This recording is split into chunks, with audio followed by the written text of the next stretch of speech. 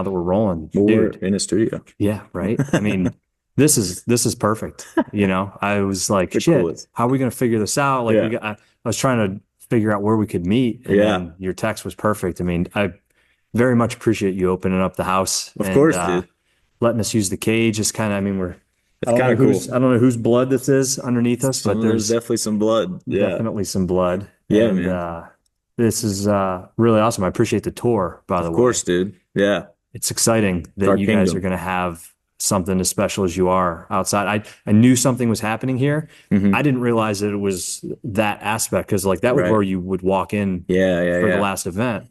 I saw like all the posts online, kind of. I saw something where you were like up on the balcony doing an interview with somebody. I was like, oh, that's Yeah. pretty badass. Like, I wonder which part of that building that is. And now it all kind of clicked and Yeah. makes sense. Yeah, man. It's coming together. It's been a freaking process though. This has taught me, like, in terms of business learning, this has been easily the biggest learning curve that I've ever experienced.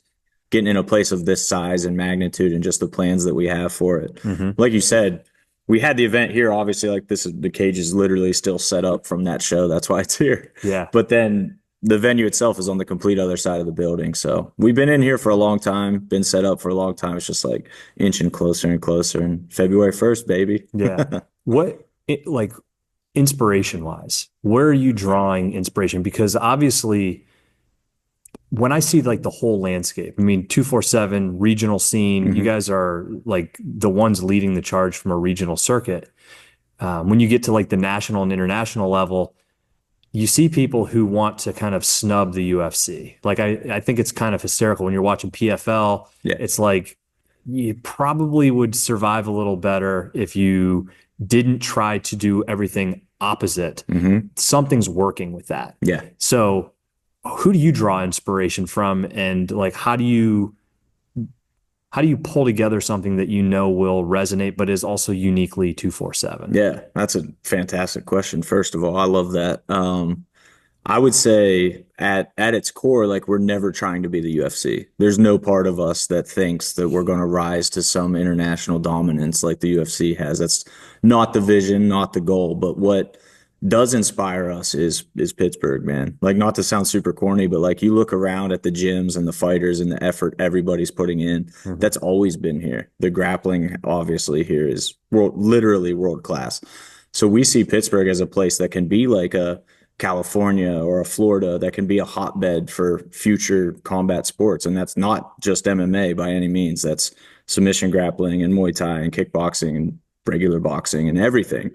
So we've always felt like the talent's here, and there just needed to be somebody to host consistent events. Like, obviously that's huge. As you train at Stout, Yeah. they have to take a lot of fights out of state all the time because there's just not enough opportunities.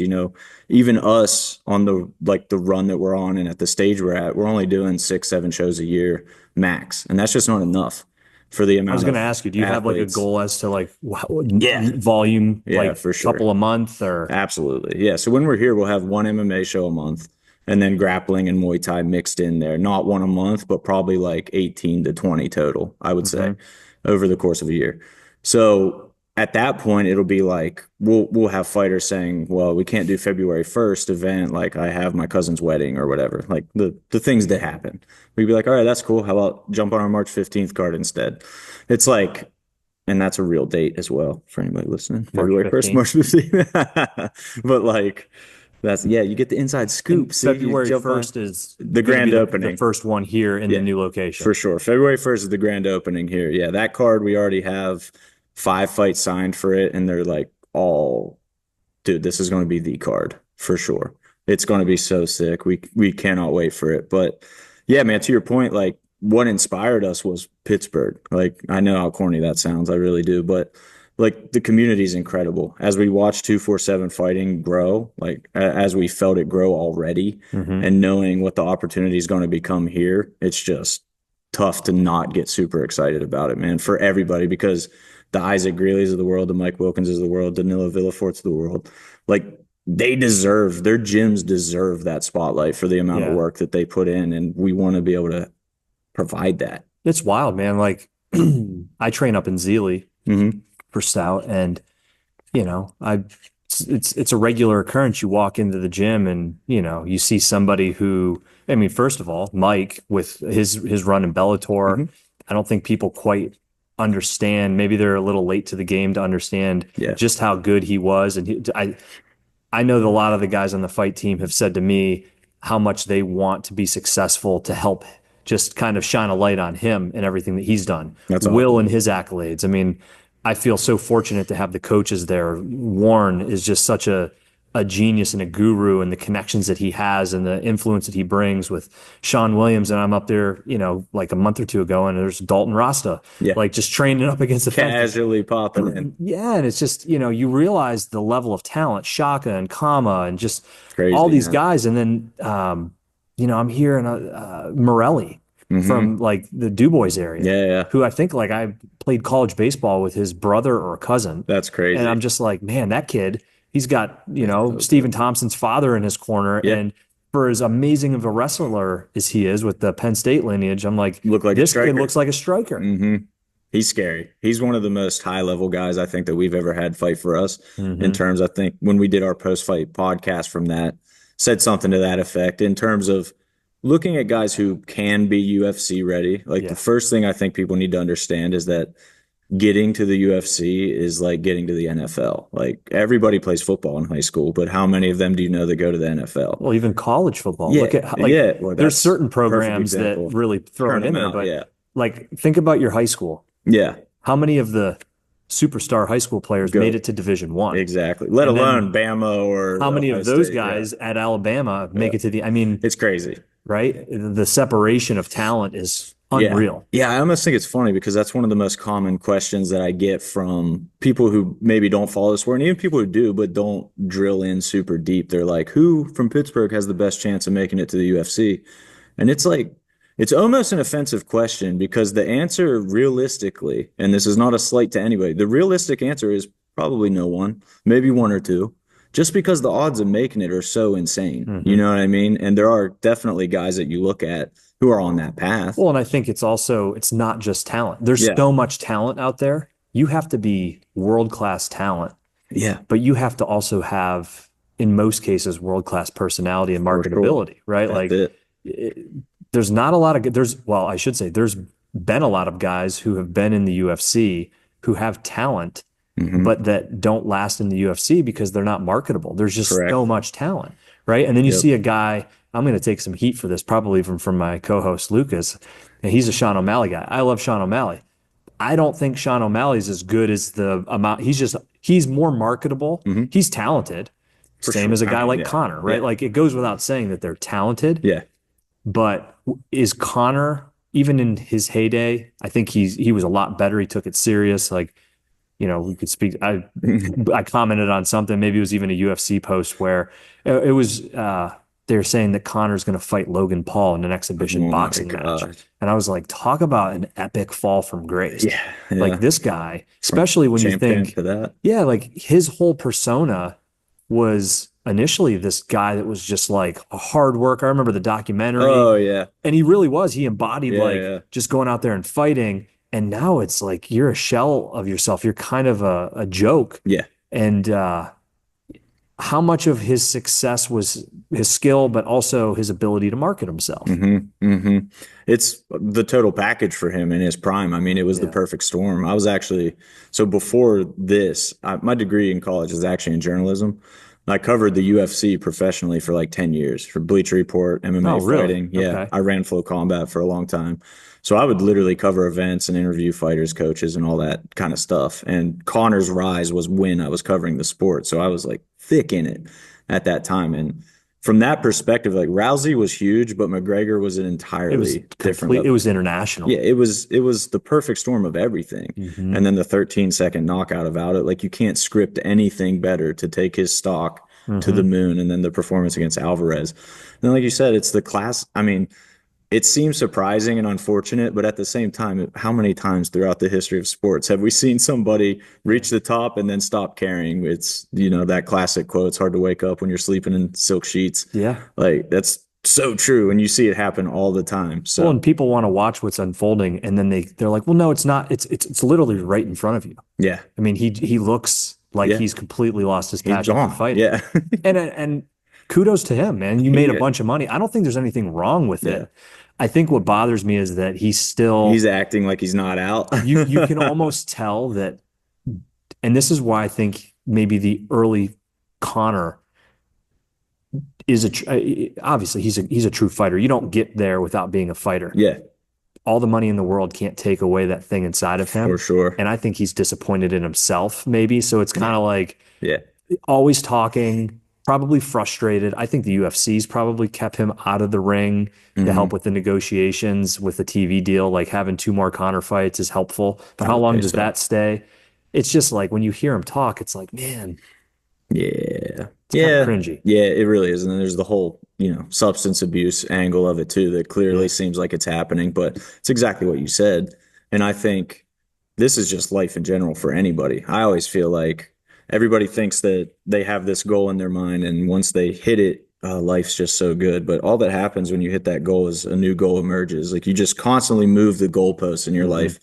And one of my favorite stories was like when I was covering the UFC, Cody Garbrandt he was fighting locally a lot, and I was covering him at the time locally before he got to the UFC.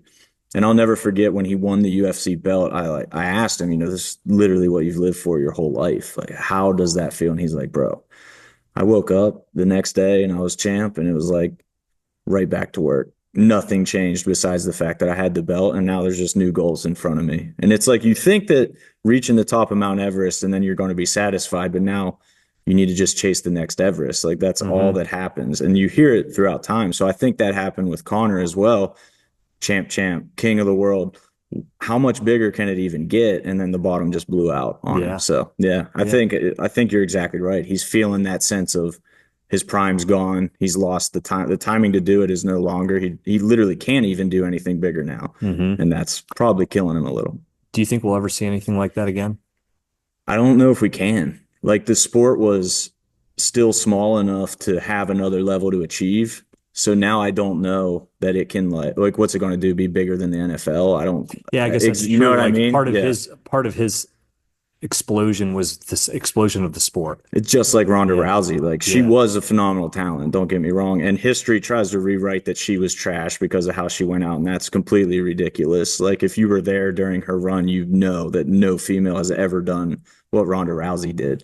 And yeah, her career ended poorly once the sport caught up with her, but she's the same example, I think, of right place, right time. Mhm. Ronda Rousey can't happen again now. No girl's going to go 13-0 arm barring everybody because now every professional woman knows how to defend an arm bar. But Mhm. they didn't at the time, and that was marketable. So Yeah. it just worked. It was the perfect storm. Yeah. No, I for as big as the UFC's gotten, they've done something. There's always great fights on. I think you can be critical about different things, but it's just like every card, even undercards. If you're a true fight fan, Yeah. there's so much talent, and I agree with you. It's going to be hard to continue to go. I'm biased and I'm high on Lucas. I think I Hmm. want to see him keep winning. Yeah. He's got the personality, right? He's got that marketability, and it's Yeah. like, hey, you've just got to continue to challenge yourself with tougher and tougher guys and go prove it and get better each and every time. And Yeah. I was pumped to see that he took third at That's huge, Nogi man. Worlds. I think, Didn't surprise anybody though. I don't yeah, think that's awesome.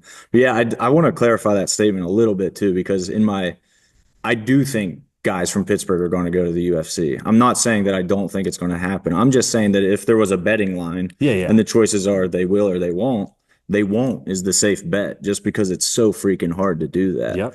But for sure, Lucas on a short list of guys, and even, Justin I Patton was just for us gonna is on a say run. Justin Patton seems, Ethan Goss fights this Saturday, like in 2 days. If he wins, there's literally a good chance he's in the UFC. They're all in different stages of their career.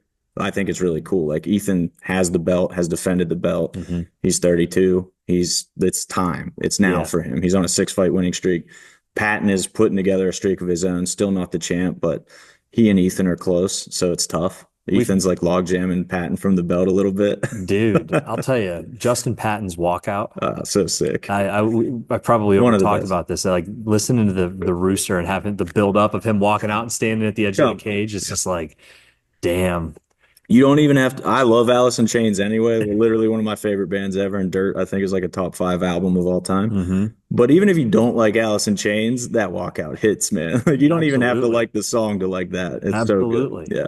Yeah. So I probably have just assumed some things, but like, what is your official role with 247? Because I just like to me, you're the face of the organization. Like, Cool. and That's obviously you're terrible face to very pick. recognizable guy. My dad's even like, I brought him to the last, he was here Oh, and nice, man. he was like, That's oh, cool. I saw the Dana White of the 247, the big tall guy with the long hair. Cool, man. Well, that's good. Yeah, Dana translucent or something as white as I am. That's perfect. But yeah, man, I'm the general manager technically, but all that means is that I do a little bit of everything. Yeah. Truly. I mean, from top to bottom, I have my hands in the company on some level. Yeah. Hmm. It's matchmaking, it's setting up for events, it's selling tickets, I'm answering customer support emails all the time. Like Yeah. anything, Yeah. literally anything that happens, I'm involved. How long ago did you get involved? 3.5 years at this point, I would say. Yeah, Okay. almost exactly 3.5. Crazy. It's going so fast, dude. What do you think, from your perspective, is the hardest aspect of managing a business like this? Ooh, dude, you got good questions queued up. I want to say the right thing, so I want to give this some actual thought. Yeah. The hardest part to me is the balance between now, like organizing this event. We'll even just take this event on Saturday, for instance. Hmm. Worrying about the minutia of this event on Saturday. Is EMS going to be there on time? Do they know where they need to pull in the ambulance? Like things as small as that. Like where are we setting up the merch booth? Thankfully, at Monroeville Convention Center, we kind of know a lot of the logistical things. But like when we're somewhere like here, these are all things we had to think about. Like where's the merch booth going? Where's the bar going? Where's this going? Where are we plugging in? Like we just saw tonight, there's not Yeah. many plugs here. So you have to balance that.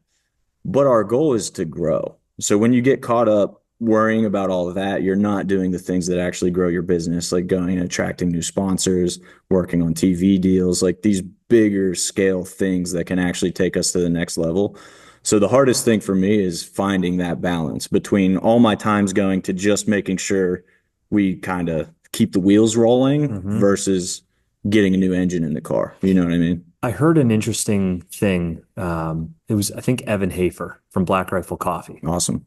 He said something on a podcast. It may have been a Rogan podcast, probably was, but it resonated with me from my business experience, which was people age themselves out of the company. Mm. Like he started the company, it was young. There were people there that as they got bigger and bigger, and then I'm pretty sure they're publicly traded now, or at least like they're huge. They're like a multi-billion dollar They're in organization. freaking Sam's Club. That's how you know. Yeah, he was like, there were people that were here that just they were a necessity to get the business to where it was, Hmm. but I don't want to say they were a liability, Hmm. but the business passed it by. Yeah. Like, how do you think about things like that? Not to, I mean, it's almost as I'm sitting here saying it, it's kind of like, I'm not trying to be negative on No, anybody, but when it's you just continue real. to Yeah. look and level up, right? Like part of it is, you're making the decision to have your own facility, Sure. right? And like taking that to the next level, you're showing me the booth where you guys are going to have post-fight interviews. Like it's a lot different than just like finding a hallway, right? So Yeah. like on Yeah. the operational side, you have that. Like, how do you balance that with, even out to the fighters, right? Like, there's got to be a standard that I'm sure you're going to continue to hold. That's like, hey, we've got to bring in the best fighters, the best sponsors. We've got to have the Hmm. best commentary. We've got to have, like, is that a difficult balance as a general manager? It's super hard, man. Super difficult. I think I'm particularly blessed to come into this with an owner like Ryan. Ryan Middleton owns the company, and he's like the anti-me in terms of details and being extremely obsessed with details and the finer points. So my entire training of learning how to do this was coming from a perspective of somebody who sees everything all the time and is Mhm. extremely invested. Like he's more in the shadows, like you say how I'm kind of the face, but Ryan, I mean, started the company and is the reason this company's still here 100%. And he deserves all that credit and the credit for training me to be able to do what I do now. So Mm. really, this doesn't happen without him. And you just take those lessons and then try to amplify them, right? Like that's always the thing. It's just like you're a musician. So Yeah. you take a Chuck Berry lick and then you add a little more distortion and switch it up a little. Now you got real rock and roll. Like it's just the same idea. You take something that's already good and then build upon it. So Hmm. that's what I'm trying to do here for sure. Like I'm trying to learn from, and including like the past promotions, the Gladiators of the Cage and Pinnacle FCs that have been in Pittsburgh. Why did they go out of business? Like what happened? And we're thankful enough to actually know those owners and talk to them, and they're very open and awesome. Like Matt Layshock, who ran Pinnacle, runs Southside Boxing Club now. One of the coolest dudes you'll ever meet. He's a good podcast guest, by the way. Like Yeah. one of the best. You'll have to connect He's me one of if the you can. realest dudes Yeah. ever. Like you're going to get the straight shooting shit with him for sure. But yeah, you see what other people have done, and you stand on the shoulders of giants, man. That's always the goal. Hmm. No, I think about stuff like that all the time, and like how it's been in just as businesses continue to scale and grow, like how you have to kind of not be tied to how you always did it. Yeah, Um, that's hard. yeah. That's really hard, especially with our business, because like I was saying, the fine details of running an event. Once you have a system, it's like, okay, we know how to do it. It sucks to have to relearn something that you've already learned once just because it Hmm. changed. And it where we are right now, literally this trampoline park, like that whole experience was such a blessing. In looking back, it was not at the time. At the time, that was definitely not a blessing. But looking back, it literally forced us to change the way we do everything because nothing we normally do would work here. Yeah. So we had to just, can we do it in 3 days? Can we organize and run an event and turn a trampoline park into a good MMA venue? And we answered that call. So I think whenever we did that, I was like, we got some dudes on our team, man. Like our Hmm. team that made that happen, I was like, this is the squad that I'm ready to go to war with. So yeah, it was just super encouraging. And now like it's one of those things. It's better to have it, not need it, than need it, not have it kind of Yeah. deal. I know we have it when we need it. I know we got the You can squad. kind of tap into Yeah, that, which is exactly. good. No, Yeah, yeah. it's that to me probably be the most stressful, like fighting in general, right? People getting injured, Yeah. last minute injuries, right? Like whether it be before the show, needing to find a replacement. I mean, we talk about Justin Patton. I mean, such a buildup, and then for some sort of freak accident to have somebody get poked in the eye within the first minute of a So fight, brutal, man. it's difficult to be able to roll with those punches and to have something that's built to sustain. Okay, we've got an issue. That's not what this whole thing was built upon, though. It's built Hmm. upon all of it. It still can stand on its own merit. Yeah, exactly, man. And it's interesting too because experience like anything else. At first, when I first took over as general manager and like a fight fell out on fight week, it was like panic mode, you know. Hmm. Now a fight falls out. It's not that I'm excited about. I'm not happy when that happens or anything and it sucks, but there's a very clear process that you go through to try to find a replacement now. And we've Hmm. built, various text lists and networking groups and things Hmm. like that. We have our ways to find replacements now. And it's just like, well, that crappy thing happened. Let's deal with it. And I'm thankful. Like our whole team's really good at managing problems and Hmm. crises, and that's awesome. That's one thing that I've always really prided myself on is like a calm under fire. Like when things are going bad, I never focus on the bad thing. I focus on fixing the bad thing, and that's Hmm. just a mentality that you have to tap into. So you'd mentioned your background was in journalism and that you were doing all of that with Bleacher Report. Like, what got you into MMA? Like, it's one thing to be a journalist. Did you get into journalism with the goal to cover MMA Not or at all. I didn't even get into journalism with the goal of journalism, to be honest. So, really? yeah. So, my path, I initially went to college to be a brain surgeon. I was on a med school path. My sister, who is a doctor now, shout out Cody, she did it. She stuck with the plan. I deviated from the plan about 2 years into college. So when organic chemistry hits, dude, you learn how much you actually like science. Oh yeah. And the answer for me was none. Not at all. Not at all. But I loved, like, I was even more obsessed with guitar back then than I am now. And the WV, I went to West Virginia University. Okay. Their school's newspaper, the Daily Athenaeum, had an opening for an arts and entertainment writer. So I was like, I've always liked writing in terms of like literature. Like I liked AP The Lit and things. creativity of Yeah, like writing. creative writing. Yeah, it wasn't journalism really, but I knew I could write, and I knew I liked music and arts and entertainment. So I was like, pretty sure I could do this. And once I got in, dude, I just fell in love. I'm like, this is the coolest job ever. Like, I'm meeting cool people, interviewing freaking BB King. Like, literally got Really? to interview BB King, Bill Burr. Like, they were coming to WVU to perform, and you're covering the show. So you get to talk to them. And I'm like, this 19, 20-year-old kid with these opportunities. And I'm What like, was it like to talk with BB King? intimidating. Yeah. What probably the most intimidating, to be honest. And this Because goes, of your yeah, guitar background. exactly. Yeah. Because I love my dad was the biggest Stevie Ray Vaughan fan of all time. So I was like raised on blues, first of all. So Mm-hmm. BB King was always a god, in the house. So yeah, that, and he was clearly nearing the end of his life at that time, like in bad shape, rough shape. And I just knew like this is the only chance ever to talk to this guy for me.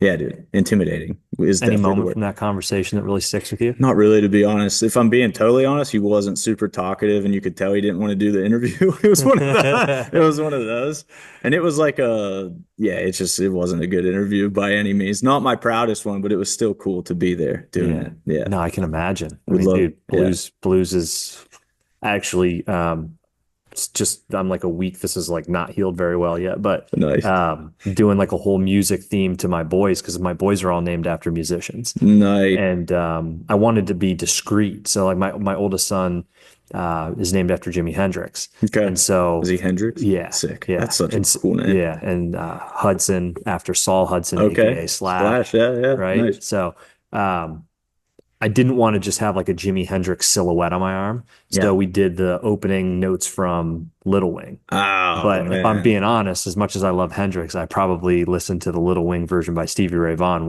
Stevie's is way good. more, Yeah. right? So They each stand on their own. I think Stevie's musically is better, but Jimmy's with the singing and everything's a little catchier. But yeah, Stevie's version to it. I mean, Stevie's one of my favorite guitar players of all time. he's a top five for me for sure. Has to be. Yeah. Power, precision, it literally had it all. Who is your top five? Like if I had to put you on the spot for top five guitar influences. So influences for sure, like Zach Wilde and Stevie Ray Vaughan are 1 and 2, and it's not even debatable that they're 1 and 2. Like they're far and away 1 and 2. And then you get like Dimebag for sure, Mm, James Hetfield for sure, not yeah. Kirk, James James, Hetfield. I think people don't understand like little music lesson.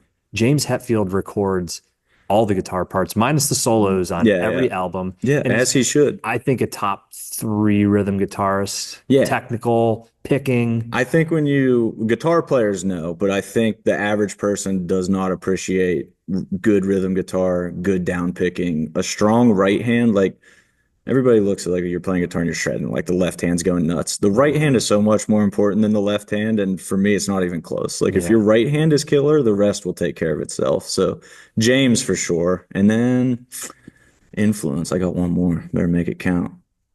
I don't play like him at all, so this is a weird influence, but Tom Morello, because I loved Rage Against the Machine when I was a kid, and that Yeah. was a guy who taught me what a guitar could sound like. It was like it doesn't have to be this Yeah, thing that you're there used was no to. boundaries for what a Exactly. guitar could be Yeah, it doing. was like, this sounds like a spaceship right now. That's crazy. It can do Yeah. that. So yeah, when you're like 10, 11, 12, like just learning what guitar is and you hear a guitar do something like that, it's like, Mm, what? Yeah. yeah.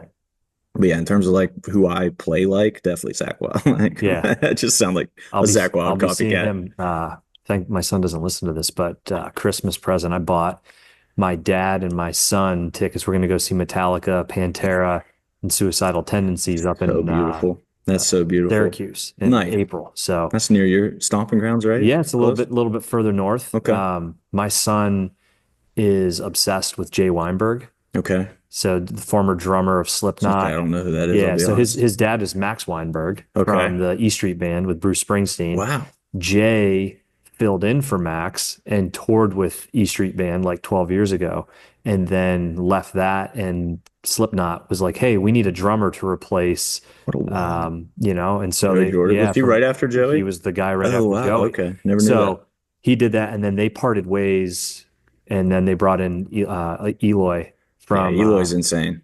it was Sepultura. Yeah, I think he was with Sepultura, but I mean he's Yeah. like the YouTube drummer guy Yeah, that just I mean, just unreal. unreal talent. Yeah. Yeah, so my And boy's got a signed Jay Weinberg poster that he had custom, like we got him That's so cool. Christmas last year. So Does he drum or what? That's like an he interesting thing for a kid to he be obsessed loves with. so he plays the guitar. He's got a little Jackson that he plugs Okay. into my Marshall and fucking like rips on. That's good. And just, I'm pretty free and easy Yeah. about what they watch. Kind of as a father, I was like, do I? But like, as long as there's supervision there, he was like, can I watch some Slipknot? Like, so he'll like want to watch Slipknot. He's obsessed with That's good Metallica. parenting. Let I'm him. like, Let him. what's your favorite Metallica song? He's like, Ride the Lightning. Oh, what a kid. Right? Yes, let's go. So he doesn't know yet, but he's getting a jean jacket with a Ride the Lightning patch on the back and then a Pantera patch and a Suicidal Tendencies patch so he can wear it to the thing. But I'm trying to, hey, so Jay, I'm going to post this. I'm trying to reach out to Jay Weinberg through the comms that I had to get the poster signed for him. Yeah. And I'm like, yo, how many people are actually reaching out to you to be in Syracuse? Like, can we set up a meet and greet for the little dude? So it would be pretty badass. Dad of the year stuff for sure. It's wild, dude. My dad saw Metallica in '84. So Cliff was still alive. He saw Cliff in his final tour before they left for Europe, before he passed away. And then last time I saw them was in Death Magnetica tour. I saw him. Wow. I waited like 12 hours outside of Wells Fargo Bank Center in Philly. Yeah. And it was like January. It was like I bought a snowsuit that I left in the parking lot because we got there at 7 a.m.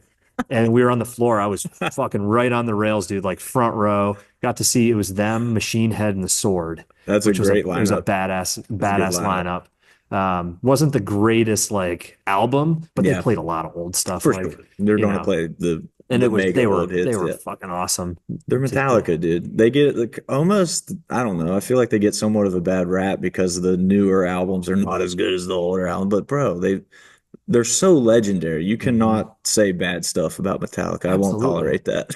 It's the same, man. It's just like every aspect of what they've done. They've contributed so much to rock music, to heavy metal, to just, to me, there isn't a better live show. And I was so fortunate to get to see them the way that I did. Now, like to take him. Yeah. And he's like seen the stage setup and he's like, Dad, that would be so cool. And I'm like, hey, would you like to go to a concert? He's like, yeah. And I'm like, oh, you know what? I looked, all the tickets are sold out. So he's like, now he's like really bummed out. Well played. So it's that's so fun. cool. Pantera's like the reunion. I did get to see that. I never got to see him with Dime, but I saw him with Zach and it was really good. I was super impressed because as much, like I said, Zach's literally my dude. That's my favorite guitar player. I have a Black Label Society tattoo, actually. Yeah. That's how much I like. Black Label fan. Yeah. I mean, so I don't listen to them as much as I used to, but when I was first learning guitar and like in a band in high school and college and all that, they were the cream of the crop. When did you pick a guitar up?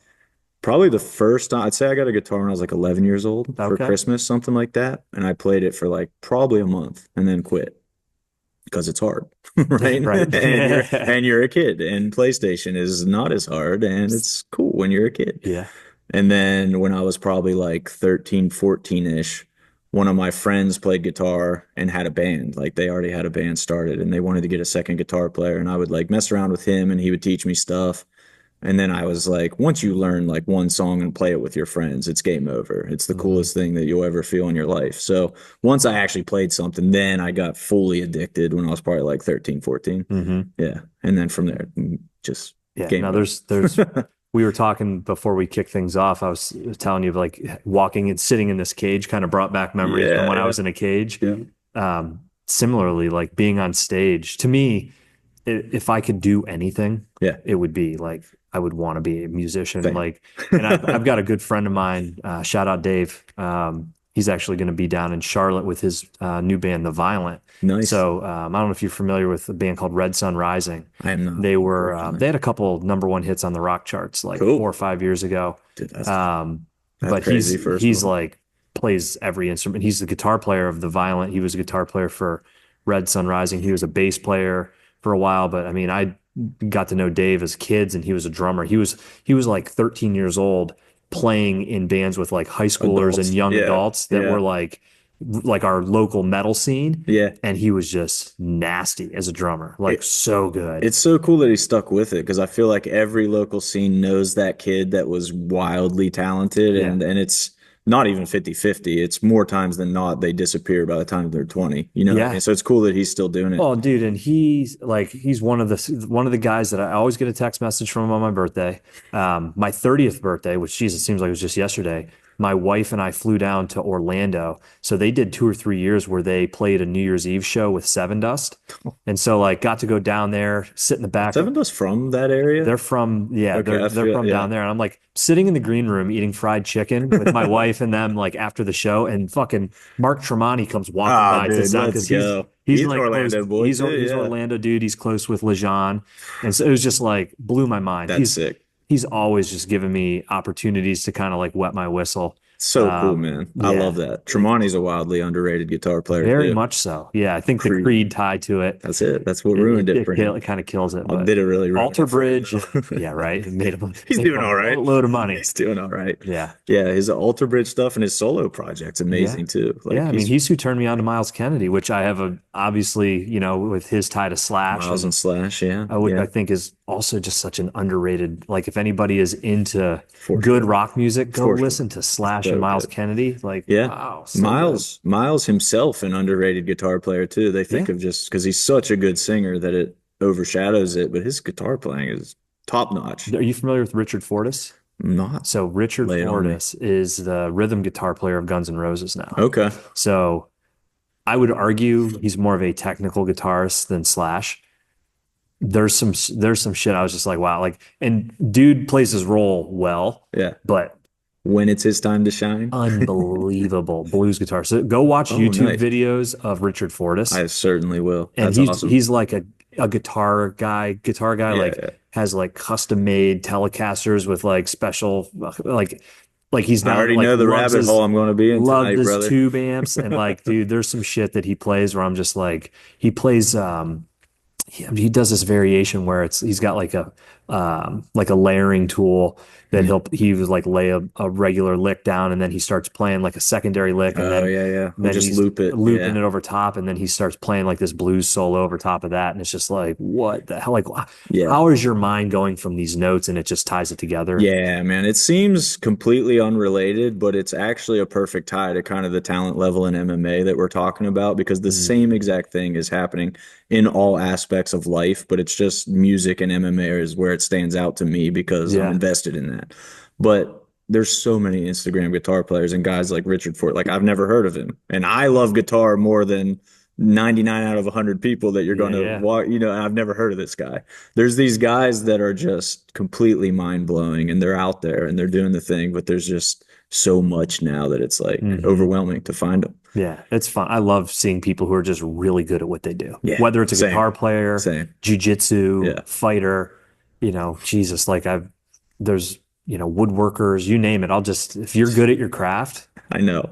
just show me, tell me Yeah. about it. I love seeing people excel. Yeah, we're really similar in that regard, man. I'm the same exact way. That's why I like podcasting, like our podcast. Obviously, it's mostly fight based, but I could talk to people about anything. If you're passionate about it, I'm going to be passionate back about it. It's like Yeah. you can't not feed off that when you just hear somebody cooking on what they love. It's super appealing. It's Well, one of my dude, favorite you were things. really good. Like you shared a video, it was like a high school talent show. Oh yeah, And I was that like, video's amazing. holy shit. Thanks, dude. Like that was First off, I really good. appreciate And that. then you Yeah. tell me, oh, I couldn't do that now. And then I saw you post something from the other day, and I'm like, dude, still shreds. Like, and I know that is something that like it comes back like riding a bike, Yeah, yeah. but Not at first. like I tried to pick up my guitar the other day, and I was like, I played in a band 5 or 6 years ago, and we covered the Trooper. So we Yeah, did like nice. the kind Nice. of like duet Yeah, of yeah, the you got the little solos and like harmonies and everything. yeah, and I was like, oh, I couldn't fucking for the life of me remember how to even play it. I was It's like, so I remember tough. the rhythm parts, but I was like, I don't. Isn't that depressing though Yeah, when it happens? like Yeah. how did I knew this? I was playing it multiple times a day, and now it's just like it just leaves your mind. Yeah. It is funny, kind of like the maturity with music though, I think, because I really couldn't. If I had to recreate that high school talent show, it was a Battle of the Bands actually. The Battle of the Bands solo, I couldn't play exactly that. I could get somewhat close to it, Hmm. but also I can play things now that young me couldn't play, and they're more musical and tasteful. Like Hmm. I've evolved from just seeing how fast I can play to caring about what it sounds like. Yeah. And that's a super common evolution, I feel like, for everybody, because I'm not trained in music. Like I can't read music.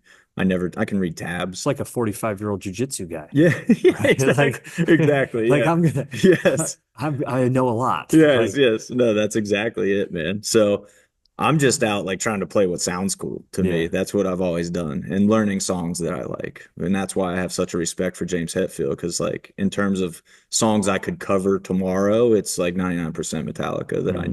know. When Yeah. it's like somebody play this, I'm like, I don't know how to play that, but can you name a Metallica song? Because I probably got that one in the bag. Yeah. Yeah. My buddy who I was telling you about, their band before he got like into the, call it mainstream Yeah. with success. Yeah, dude, number one song. That's insane. Yeah, two of them, Emotionless and the other side. I mean, I would say those were more radio friendly, hence why they had success. And a lot of their stuff that was off of Yeah, just kind of the tail end of the records were, I would say, they're better material. sure. But in high school, the band was called Entropy's End, and like it was the band everybody in high school would go watch. They toured the East Coast, and it was So cool. yeah. And dude, I'll tell you, they had good original stuff, but every show that they would play, they finished with a fucking melody of like 8 Metallica songs that just like Yeah. on a note would shift into the Flying to next the song. next And it's one. like Yeah, all yeah, yeah. five of them, dude. It was just like, That's so sick. it was I wild. It love like that. blew people's minds. You know what I mean? It was like it'd go from one song to the next song to the next song, and it was like, wow. It's so cool. And also, as a musician, one of the more frustrating feelings when you've put like all this energy into this original and you're so proud of it. And Yeah, then at the end of the day, they just want to hear you they play want to hear Metallica, bro. it. Right? Absolutely, absolutely. But a big to kind of pull it back. Big event Saturday. Crazy.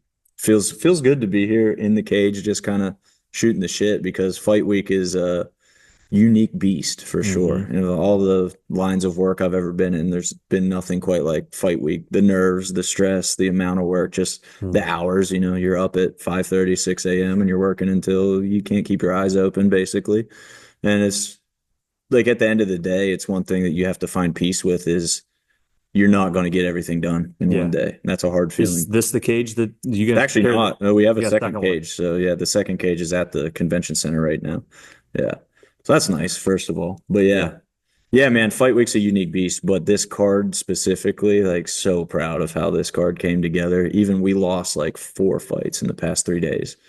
And like I said, we got the squad. We rallied. We still have 11 fights on Saturday night. How many And we're pro? all banging. Just one. Just one pro? Ethan Goss versus Chris Rollins for the belt. So it's one, but it's like the biggest one we could do. Yeah. Yeah. Yeah. Everybody knows Ethan locally. Like, who wants to talk about Ethan anyway? Let's talk about Chris Rollins. No, Ethan's the man, obviously. He's our champ, literally has our 45 and our 55-pound belt. He's defended the 45 at least once and maybe twice. I should definitely know that. But he hasn't defended the 55 yet. So this is his first defense of the 55 belt. And Rollins is like a very similar boat. So he's a dual champ right now Hmm. out. He's from Virginia, Orange, Virginia. I don't know if you've heard of Shogun Fights or Yeah. Cagezilla. Yep. They're two of the bigger promotions in that area for sure. And he's the champ of both of them. So it's like this guy from out that side that is the king over there versus our king. And we're going to see what happens. I love that. Do you get a lot of people from other promotions that want to come in and kind of like battle of the promotions type thing? Surprisingly, no. And we've actually toyed with that idea, and it might still happen. So I'm not going to say too much about it, but it's a fun idea, right? I Yeah, think we can all agree that's a fun idea. absolutely. But here's the thing: everything in MMA, I feel like regional MMA, I should say specifically, you can have tons of fun ideas, right? Like we can always say this sounds awesome. The financials of regional MMA are so tough. This is such a tough business to make $1, let alone $1,000, let alone try to open a new event space that if it goes poorly, we might be losing our houses. You know what I mean? It's literally like at that level. So you can say in your head, it does sound awesome. Like let's do Pittsburgh versus Ohio. That's great. What's that going to cost, first of all? And if we do it here, the Ohio guys we bring in suddenly don't, they're not going to sell tickets here. Like you're not going Hmm. to come the whole way to Ohio to do it. So now we're just paying a lot of money for these top level Ohio guys to just potentially wipe out our guys or whatever. Like, yes, it'll be a great event, but it's going to be a crazy expensive event where Let's just So hypothetical. really having Pittsburgh versus Pittsburgh guys is probably the best scenario. It is financially, Yeah. but Mixing that in with like, because yeah, I right. remember at the last convention center show, dude came up and fought Shaka or Kama. Yeah, Was like from from Florida. Florida, Yeah, yeah, right? yeah. Olivier Murad. He Yeah. was sick, by the way. I Tough, love that dude. tough dude. That team is awesome, by the way. Yeah. They're really cool. Yeah, I mean, and that's the game, first of all. Like, and our thing is never, there's a lot of promotions where you can look at their fight card and you can say, I know I can pick with 90 to 95% accuracy how this card's going to go. And I'm like proud that our cards aren't like that. I Hmm. never want it to be the Pittsburgh guy wins every single fight. That's not the goal. Like, we Yeah. want competitive fights. Freaking this cage right here, Luke Martin just got submitted in like 30 seconds. Yeah. And everybody knows how tough Luke is. Like, we're not giving you a softball fight, especially when it's for our title. So Ethan versus Chris Raw. Like, Ethan's very close to the UFC. A loss could very well end any chance that he has at this Yeah. point. That's super risky, and we all know that. But the reward is, if you beat a guy like that, you might be in the UFC. So yeah, I feel like we're super proud of putting on competitive fights, and we never necessarily want the Pittsburgh side to just clean house. It doesn't look good for anybody, and it's not fun. It's not Yeah. competitive. Like, what's the sense of that? We want to build actually good fighters in competitive fights. And the Pittsburgh versus Pittsburgh thing is difficult because so many gyms cross train. Like, Yeah. Stout on a Saturday has every gym in the region there represented basically. Yeah. So you don't want to fight these guys and then have to go train with them on Saturday or see them again. And this kind of harkens back to what I consider like the OG era in Pittsburgh MMA, where like Kama was coming up, Wilkins was super active, Chris Dempsey, Adam Milstead, Hmm. Cherica, like that crew, Don Mazzata. When they were running things, there was a huge fight between Cody Garbrandt and Don Mazzata. And it kind of ruined things because Cody Garbrandt was training at Pittsburgh Fight Club at the time, which is the academy now. Hmm. And Dom is, of course, Isaac Greeley's like protege at the time at the Mat Factory. And it was Pittsburgh versus Pittsburgh. And it was at Stage AE. And they were both undefeated and they were both going to the next level and everybody knew it. But they fought when they were like, man, like 2-0 or something like that, like real early in their pro careers. And Cody knocked Dom out. And then like Mat Factory and Pittsburgh Fight Club, there's like some tension there now. Like, you just wiped out our guy, and now like cross training got weird, and like the dynamics locally got weird, Hmm. and it's already too small. Like the one of the very first things I was saying, how I feel like Pittsburgh can become a Florida, California type hotbed. It Yeah. You was got to tread already, lightly. yeah, it was already not that, and now you have even less opportunities because you've caused some tension. So that's like the very last thing we want to do is crush opportunities for guys. So as much as Hmm. it's fun to say, like, we'll just run back like the modern day Dom Mazzata versus Cody Garbrandt, that's never going to happen for these reasons, and is great that it's never going to happen for these reasons, would be Lucas Sieber versus Ferdoz Naimi. Like, it's the same fight. But that's what happened with Dom versus Cody. And now imagine Lucas goes out there and crushes Ferdoz's chances of getting to the UFC by beating him, or vice versa. Hmm. There's going to be some tension there. You're going to feel like, why did you do it? Like, was that worth it at this point? And the answer is no, it Well, really it's is. detrimental to the community, but it's also not beneficial for you Right. because you've got two guys, and, Yeah. and this is the thing. This is the business side of it, right? Like, you want to maintain two guys Yeah. that have the Exactly. ability to bring value, and yeah, no, Yeah. it's an interesting take. Yeah, so even though that fight's going to sell out that night, like, it's a huge fight, of course. At what cost? Hmm. You're looking at setting the scene back another 5 to 7 years just to make that fight one time. Like, that doesn't make any sense. So yeah, the Pittsburgh versus Pittsburgh thing, financially, that night makes a lot of sense, but you're constantly battling this bigger dynamic of what's best for the entire community to grow. And that's where you have to be careful. But there are gyms locally, like More MMA is one that's kind of like independent-ish. Like, they'll kind of just fight anybody. So Indio Dojo will kind of fight Yep, anybody locally. So there are gyms that kind of just say whatever about it, and that's cool, and they'll fight. But like Stout versus Mat Factory, it's tough. much tougher sell. Yeah, Yeah, yeah, yeah. No, yeah. I guess I didn't really think about it that way.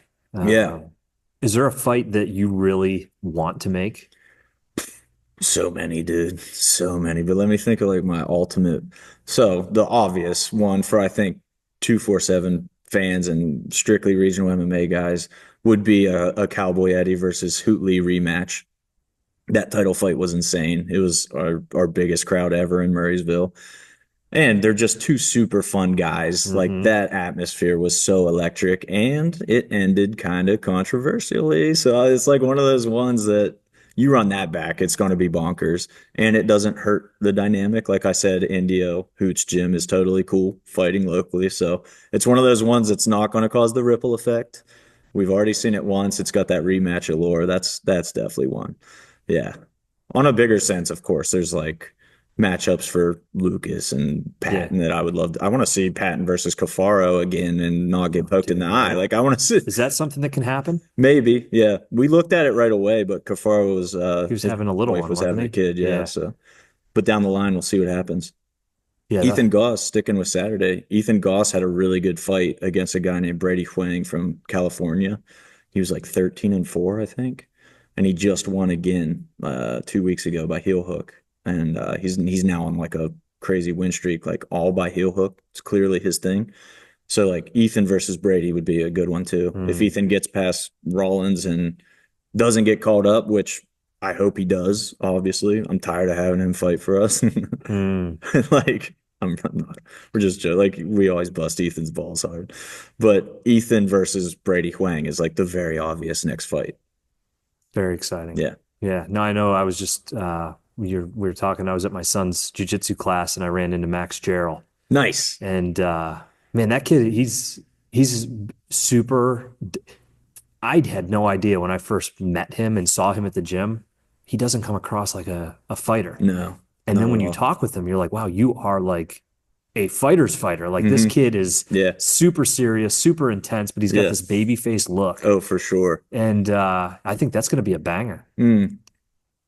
Dude, I love that. I love that fight so much. And there's a perfect Pittsburgh versus Pittsburgh that actually works. Yep. Drew mostly trains at Rival MMA, and he's a rogue dude. Drew Landefeld's we call him the lunatic for a I was gonna say reason. he seems like an intense. I don't know a He's whole lot about wild. him. He's intense. I've seen him. He follows me on social media now, so I'm Nice, like, and nothing but respect for anybody. Like bro. He's I don't, he awesome. seems like He's awesome. seems Yeah. like a competitive, really tough guy. Yeah, yeah, you're gonna love him. That's the thing with Pittsburgh fights and Pittsburgh versus Pittsburgh is like I like all you guys. Like I want to see you all win. Obviously, when you fight each other, somebody's gonna lose, and I'm Yeah, not gonna think any less of whichever guy loses, and that's just obvious, I think. But Max is crazy technical. Everybody knows that.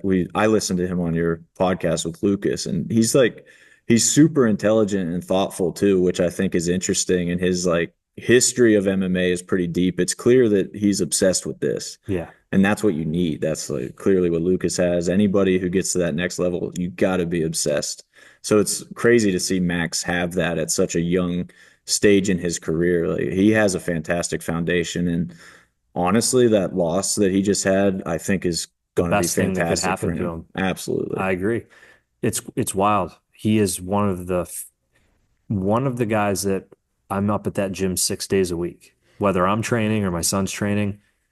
95% of the time, Max is in there. Crazy, man. Shadow boxing, working with Jonas, working with Will. Like he's Hmm. always there, which is so cool, Yeah. and his upside potential seems like it's so bright. It's So, insane. And nobody really knows either. That's one of the other things is Mike and Will are obviously fantastic coaches, mhm. but they're also very young coaches.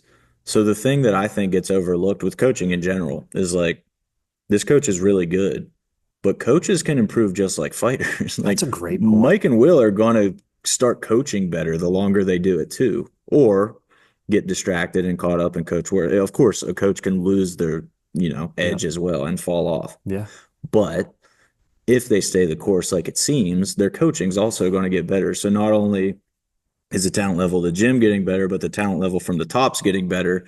And now, rising tide lifts all ships kind of situation where hmm even the debut amateur is going to look like a polished fighter. And we're yeah. starting to see that in Pittsburgh already, which is like crazy to me. Just from the 3.5 years I've been here, the quality of your average amateur fight has gone up like tenfold. I mean, how many amateur fights have we seen that No bullshit. Like that is a pro level looking fight from Pittsburgh in 2011. 100%. One, like it's not even debatable. There's definitely some amateurs that would have whooped up pros from that earlier era Hmm. of MMA here, and it's crazy to see. Yeah. No, it's there wasn't a boring one on the card. No. And it's funny. There was some dude in the crowd. I just wanted to go over and have a conversation. He was like, I'm trying to remember which fight it was, but it was like a great grappling exchange.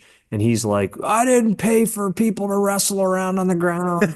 You kind of And did. I'm like, bro, what are you talking about? Like this is so great. But even like, I guess my point is even some of the fights that aren't just like, it's not Drizzy knocking somebody out, Hmm. which, dude, I don't know if you guys have awards, but it's going to be hard to contend with We that. do Like have awards. Yeah. knockout of the fucking year right there, bro. Like that was insane. I mean, so I do have a vote in our awards, and as of now, how are you not going to pick that one? That Yeah. was so Something could just, happen Saturday. yeah, that's a Something could good point. happen. Yeah. People are going to be gunning for it. But Dude.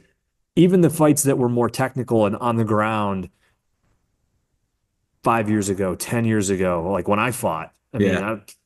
I think about the training that I had and the things that people were doing, and it's just, it's night and day. Yeah. It's like Babe Ruth versus today. Perfect It's analogy. like Yeah. Yep. nowhere near it. Yeah, and that's what gets weird with comparing across eras in literally every sport.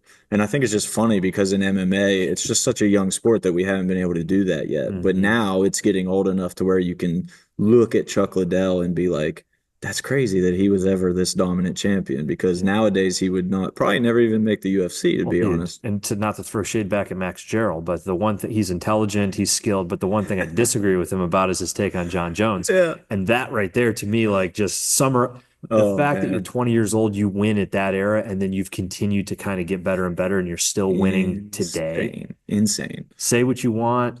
I think we're actually gonna get to see him and Tom Aspinall. That fight, I It looks like believe it now, yeah, that the way fight's they're gonna talking. happen. Yeah. And I don't think it wasn't gonna happen because John Jones didn't want to fight him. No, that was I never the I case. personally think it's lunacy to think that he shouldn't be a favorite to possibly He go in there and should be. win. He Like could there's been definitely be a so many favorite. guys like Tom Aspinall that have come and have a Correct. lot of talent. It's Correct. like, man, you are just being disrespectful. I couldn't agree more. Now, what Max is correct about is that best and greatest are different.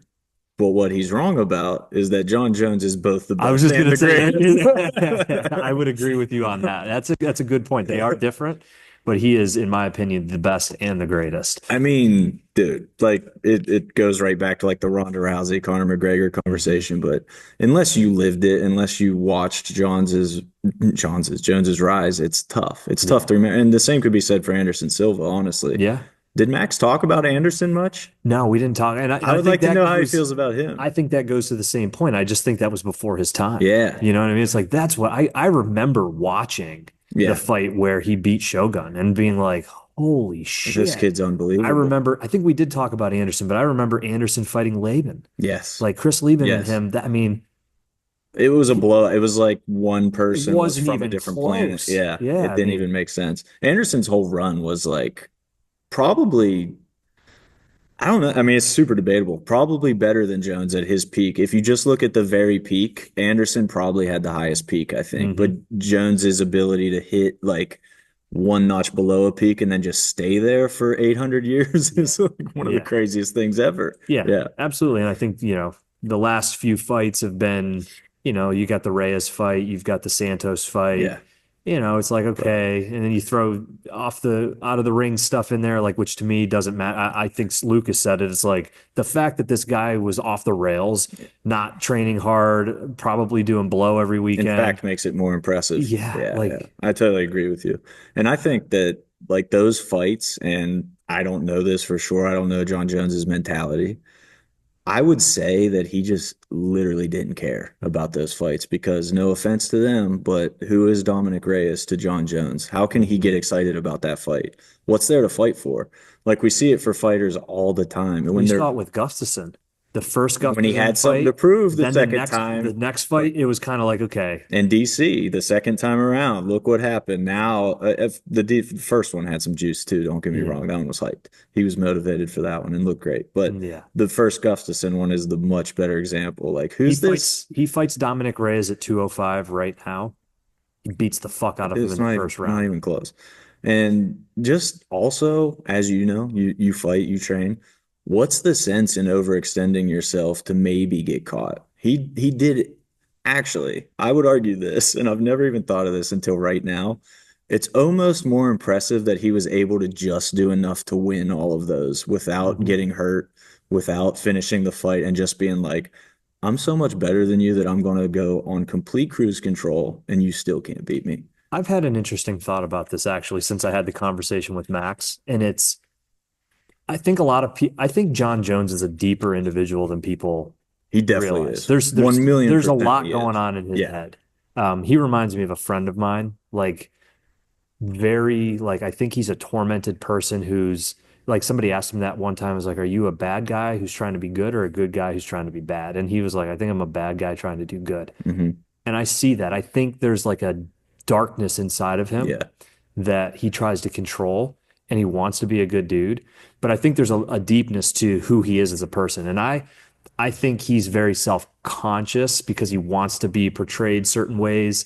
And I don't think that he wants people to know that that's how he thinks. And I wonder those fights, I'm pretty sure it lines up with when he was having some issues. He was coming out of Yeah, having some of those issues. for And how sure. much of it was like he the riskiness kind of left because he wanted to make sure that he still won those fights. It's a great You know thought. what I mean? Where Yeah. beforehand it was like, I'm a wild man doing all this stuff. And it's like, did he kind of like say, hey, I need to, the champion is what kind of is now holding me together. Correct. And I don't want to risk losing that now, where before he didn't mind if he lost it. Yeah. Yeah, I mean he was younger, he was wilder, he had a lot to learn. We talked about Connor like earning a Yep. boatload of money. Now he has a boatload of money. He lost like Gatorade and Nike sponsorships whenever all this shit was going down. Mm-hmm. I can't even imagine how that would feel as an athlete. You're literally on the cover of everything. You're being talked about as the Michael Jordan of MMA, Yep. and now it's all gone in a flash. Like your character's under attack constantly. Now if you lose a fight, now you're actually trash. Yeah. Like You're just like winning fights is the one 100%. thing that's holding you at the top of the mountain. So I Yep. can't even imagine that Yeah, it's pressure like I got yet. to sustain being the champ so that I can At try least I to got this. turn. I can try to figure out how to like prepare Exactly. myself. Yeah, Exactly. And he's been doing that, but I think he's exactly what you said. He's kind of tormented. There's definitely a darkness about him, inside him. And dude, we had the opportunity when I was at Flow Combat. He grappled Dan Henderson at Submission mm, Underground in Portland, and which was awesome. First of all, just Dan Henderson versus John Jones grappling match, and we were covering it there in Portland. And John was like outside the cage, one of the nicest people that I've ever been around, like really. fighter or not, super engaging with everybody, super kind. And mind you, this was a grappling match against Dan Henderson, and like nobody, if he would have lost, nobody would have cared. He got so intense whenever it was about time to compete. Like he flipped a switch that I've never seen a fighter switch ever. Like never seen. I see guys flip the switch all the time, even like at 247. Not like this. Like he went from a guy that I was joking around with all day, like we were hanging out with, like getting interviews, like getting video clips, to like I was afraid to be around him. I'm like, he's gonna beat the like if I say one wrong thing, he's gonna beat the fuck out of me. Like he got hard to be around right then. And that was, again, let me emphasize, for a non-consequential grappling match against Dan Henderson, like different mentality. There's something different about his makeup than like other athletes He that I've ever tapped been Hendo, around. didn't he? Quickly, yeah, Yeah. it wasn't even close. One of the smoothest super ducks that you'll ever see, like the sexiest takedown of all time. It was just like it was a man grappling with his like 8-year-old nephew, dude. It was Hmm. just levels. But Hendo's the man. Yeah. And Hendo, by the way, did not flip that switch. Like he thought it was like all fun and games. I'm just going to go and grapple John Jones, like having fun with it. You know what I mean? Like you could just see the difference. Mhm. So you seeing that elite level, just the mentality, and then that switch. I think I'll try to find it after the podcast. I think I still have a video of like John's walkout, Oh, just wow. because I remember being like, look how like zoned in this guy is for something that for us is just like, this is a fun event. It doesn't matter who wins, but to him, it mattered. Yeah. That's awesome. Yeah. I Yeah. mean, dude, your two brothers, the competitive, so that The must have been a genes, dude. wild house to grow up in. Can you imagine? And people know he had a sister that passed away from cancer, Yeah. and she was Yeah. like a D1 level athlete. I'm pretty sure. Had to be. Yeah. I mean, those genetics are just insane. And then I think that I've never heard him talk about it. I would imagine that added to his pressure and everything. You've got Hmm. people like Chandler Jones was a legit all pro NFL player. He was not just in the NFL, he was one of the best NFL players Yep. at his position. Arthur was not an all pro, but still a multi-year vet, NFL vet. Yep. Just like we were talking about earlier, just getting to the NFL and staying on an active roster is like you're the 1% of the 1% to do that. Now, these are the expectations that John has to live up to. Like that pressure on top of it, man. Hmm. He's John Jones has dealt with a lot mentally. Wild Yeah, boy. yeah. Wild boy. What the best to ever do it. Absolutely. Max. Yeah, right. Get your dude. Come on. Um, Now, so you've got the big main event. Is there a co-main? It's a beautiful co-main, man. Evan DeRusi from Indio. He's 4-0. He's fighting Artis Smith from Finishers MMA. Okay, yeah. Yeah. 3-1. And it's for the amateur welterweight title. It's a vacant title. Neither guy's the champ. So whoever wins this taking the belt home. And Evan's a guy at Indio that we've had all four of his fights have been for us. So he's a guy that you get to watch his progression. And dude, you can't not like Evan DeRusi. Like he works so hard. There's like John Jones, we were just talking about these guys who are just like wildly talented out of the box. Hmm. And Evan is, don't get me wrong, talented, but he is more of the mold of I'm going to work my way there. Like you talk about Max constantly being in the gym, DeRusi is that guy through and through. Hear it from all of his teammates, everybody at Indio, his coach Danilo, who one of the most legendary dudes in the Pittsburgh scene. We're like super blessed to have Danilo in Pittsburgh. The way they talk about Evan is just different. The work he puts in, the leveling up that he's done, because he started extremely raw, basically just played football in high school and then got into fighting. And you could tell his first two fights were decisions.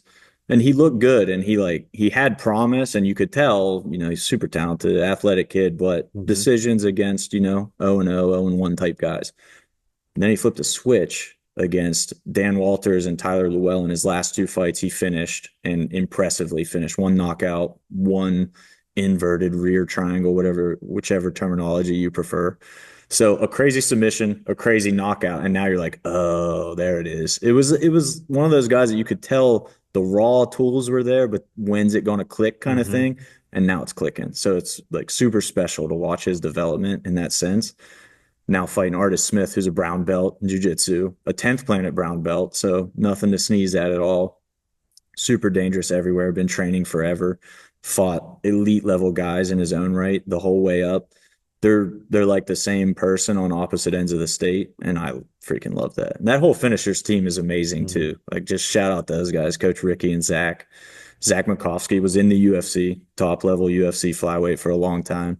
They're awesome. Like having them here is so cool, man. Love those guys. No, that's awesome. Any other fights you want to call out? Man, I mean, you can't not talk about Drizzy and Tarek Smith. Like we talked about Drizzy's knockout, but Tarek is crazy talented, man. Crazy athletic. He's kind of known around this area as just one of those uber talented guys that, again, we talk about like just piecing it together, getting Hmm. consistent. He trained at Personal Training Tactics with Don Caker's the head coach there. PTT is like how do I want to say this? It's like the fighters gym in Pittsburgh. It's like this hidden gem that nobody talks about as much, but if you know, you know, and they put out killers left and right. And Don Caker was actually behind like Worthy, Cherico. Early on, Don was training all the early Pittsburgh guys that were studs. And he's just kind of kept himself. He's a quieter kind of guy, doesn't seek out the spotlight, but when somebody's training under him, they're going to be legit. So somebody like that against somebody Drizzy, the momentum he has and the team Hmm. he has behind him and the support he has behind him, that's could probably be a title fight in its own right, to be honest. And I would say whoever wins that is getting a title fight. If I was a guy who could make that kind of decision, I would say that's a decision that will be made. Yeah, that's awesome. Yeah. Very Yeah. cool. Yeah, man. And then the whole undercard is just banger amateur fights. Like I love the lineup. Yeah. You can check it out 247fighting.com and everything. I won't blow through every fight, but just this is going to be a perfect example of what we talked about earlier, the quality of amateur fights. You're Hmm. going to see it on this card because it's 10 amateur fights and one pro fight, which is super amateur heavy even by our standards. But when you look at the quality of these amateur fights, and I am actually going to highlight one more because I forgot it and it needs to be talked about. Chase Boyd. I don't know how familiar you are with him or if you've seen him fight for us yet, but he's a local black belt, actually. He just got his black belt. Insane grappler. Really? Okay. Yeah. Chase Boyd, the name sounds familiar. I don't know if Lucas has brought him up. Where's he fight out of? So he was with the academy for a super long time, but he's now at Gracie Barra, Beaver County, and Yinzer Boxing. So he trains with Chris Williams. Okay. And he's fighting this dude, George Stravinsky, who's out of Aesthetic Temple in New Jersey. And he's so good, man. We've had our eyes on this guy for a long time. We've tried to match George against various guys like Hootley for the title. We've tried him against DeRusi even for the title. And just for whatever reason, being from Jersey, it was hard to get him out here. The timing wasn't working. This and that wasn't working. But it finally worked and we finally got him. But he's a guy, again, this is a fight that's definitely title level. And like Chase, like I said, local black belt, coming off a big knockout for us, though. So this insane grappler who just also proved that he has hands. And Travinsky, again, is like the same dude on the other end of the state. It's just elite versus elite. And I guess I'll talk about it. This is the first time I've ever talked about this publicly. So this is an exclusive for you. The winner of this fight, Chase and George, is going to fight the winner in February. Here's a February fight announcement. We haven't even made a February fight announcement yet. It involves a stout guy. Will Moriarty's fighting J.R. Cazales from Southside Boxing on February 1st. The winner of Chase versus George is going to fight the winner of J.R. versus Will for the title. Awesome. Yeah. So we're setting up like a little mini amateur lightweight tournament. So that's the plan. And as we talked about earlier, plans in MMA sometimes don't pan out, but this is the plan right now. It's a good one to make, though. Yeah, it's going to pan out. The only thing, of course, if somebody gets injured, that's what can upend it. But I love the little kind of tournament structure that we've arranged here. And it's just the amateur talent is just getting so elite that it's everywhere you look. Like these 4 guys, you could add 4 other lightweights into the mix. Like it's just crazy the amount of talent that's here now. So it's going to be really fun. No, I appreciate you sharing. We got the place to do it. Yeah. No, that'll be here in the new facility. So JR versus will be, and then the title fight will be too, obviously, when it happens. So that'll either be March 15th or April 5th. We'll see. Depending on. I'm just dropping dates all over this podcast. I love it. I love it. No, look at that. Yeah, share more.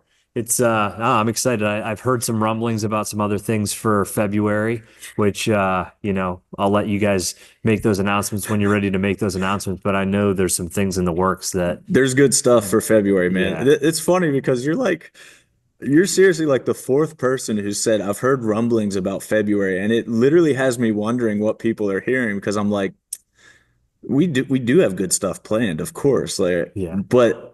I don't know what people are hearing. Like clearly there's a rumor mill that even I don't know about. So it's like, dang, I'm out of the loop, I guess. But yeah, it's fun. Good. Yeah, man, the card's sick. And I'm just like this card at the Monroeville Convention Center Saturday. It's going to be somewhat bittersweet in a way because Monroeville Convention Center has been so good to us throughout our entire existence. Like they're the best to work with, man. And they're super flexible. We were kind of half joking about the event that was here and like what went wrong with that original venue, right?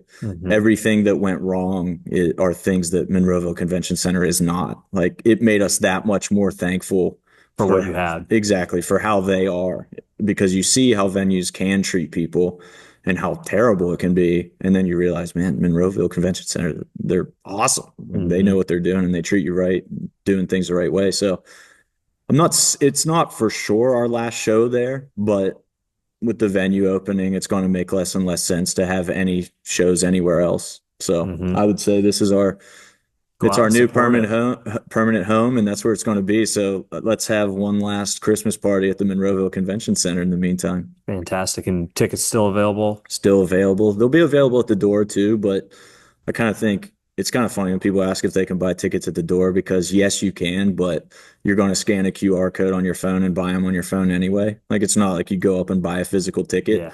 So you might as well just get it now.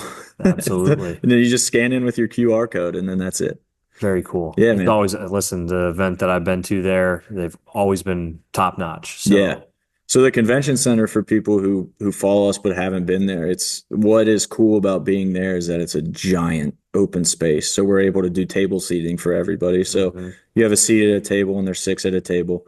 So when you're buying tickets, if you want to buy a whole table, buy 6 and they'll be seated together. If you just want to be part of a table, that's cool too. You can get them at 247fighting.com. Awesome. Sick, Hunter, man. I appreciate this a lot, man. Yeah. It's been a great conversation. Same, dude. Thanks for having me. Thanks for stepping in the cage. Let's go. Absolutely. Absolutely. Appreciate it, man. We'll run it back and just have a pure music podcast at some point. I am because totally down. We'll get the guitars out and that's what I'm thinking. fuck around. I'll have to learn the trooper for you. I'll learn one part of the trooper. You learn the other part. I'll learn the one that I learned before. There we go. I'll let you learn I'll let you learn the second half of the Okay. solo. Perfect. We'll trade it. Thanks, Awesome, man. dude. This was Definitely. awesome, dude. Thank you.